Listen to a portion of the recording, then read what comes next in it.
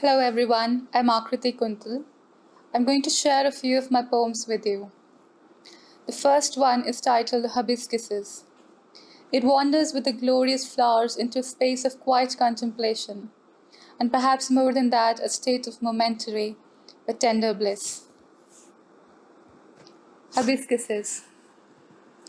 Red hibiscuses in the evening, red hibiscuses drowning in rain, spurting in the mouth of being. No sound, no border, no sight. Away from sense, sepulchres in the wafting arc of life. A quiet silence pervades everything. It is of utmost curiosity, this silence, slicing everything into petals. The body of a hibiscus is a monk in red. It hangs from every angle in the grey sky. It wishes to do nothing. It merely hangs.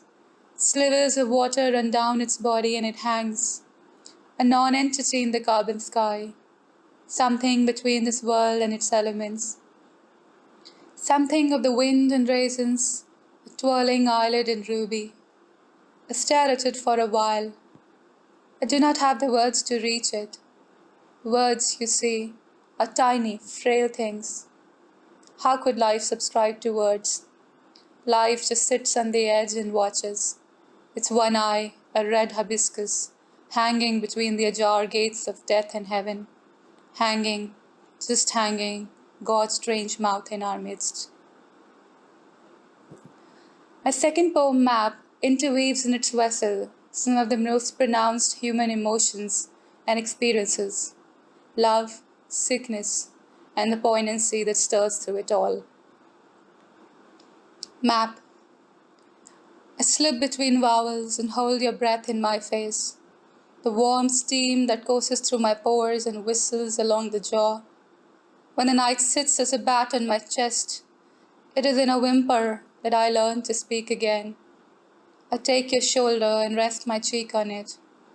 It flattens into a sound that elopes into the quivering night. You repeat that everything will be okay. I know it may not. I know that illness doesn't always go away. But I still need you to say it. Reaffirm to my shrunk blue heart that everything will be okay. In the darkness of the night, I measure the cusp and length of your face. After the pills have done their magic, and I can barely open my eyes, my lids holding the moisture in. It is in that darkness, with the body wrung out and washed ashore, I think of blindness. I wonder what it would be like if I were blind, and how they say the other senses heighten when something is snatched. I believe it, because in darkness your face becomes a map to myself, and I can remember the scruff of your neck and the angle at which your cheekbone departs from your ear. I know the terrain of your open pores and the silky night sleep of the skin around the temples. It is through this new darkness that I will always remember you now, long after these moments have passed. I will return to them when I'm alone and my chest is beating like a panicking fly on a windshield.